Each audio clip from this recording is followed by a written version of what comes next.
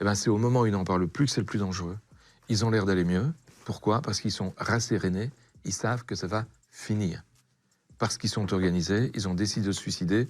À la rigueur, ils connaissent le jour et l'heure. Et j'en ai un qui a fait ça. Qui était organisé? Ah oui, totalement. Il est passé à l'administration communale, à la mairie, quoi, pour signaler qu'il donnait ses organes à la science, quoi, qu'il était donneur d'organes.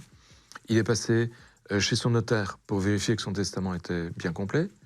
Il est passé chez les pompes funèbres pour acheter son cercueil et tout le bazar, pour payer son enterrement. Il était marié, le gars. Hein, payer son enterrement. C'est pas sa femme? Non. Oh, et il est passé chez son médecin pour lui dire, voilà, docteur, tel jour, vous allez être réveillé pas très tôt, vers 7h30 du matin, par là, je serai mort.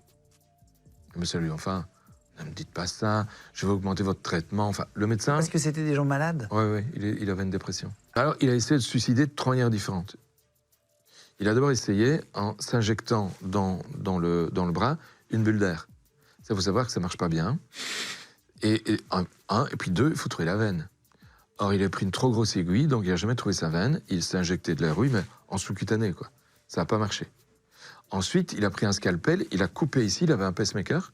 Il a essayé de couper le fil de son pacemaker en se disant... Bah, sur l'épaule, enfin en dessous de l'épaule. Juste en dessous de l'épaule, face antérieure du thorax à droite. Il coupe au scalpel et puis il essaie de couper le fil du pacemaker. C'est rigide et fort à crever, ces machins-là. Il faut une pince coupante et encore. Hein. Donc c'est compliqué à faire. Il n'est pas arrivé. Il a laissé comme ça. Et alors il s'est servi du garrot qui lui avait servi au bras pour tenter de s'injecter de l'air. Il se l'est mis autour du cou, il a serré, ça a marché. Et ça a marché. Ouais. Le corps humain, il n'est pas fait pour justement lutter contre sa propre mort.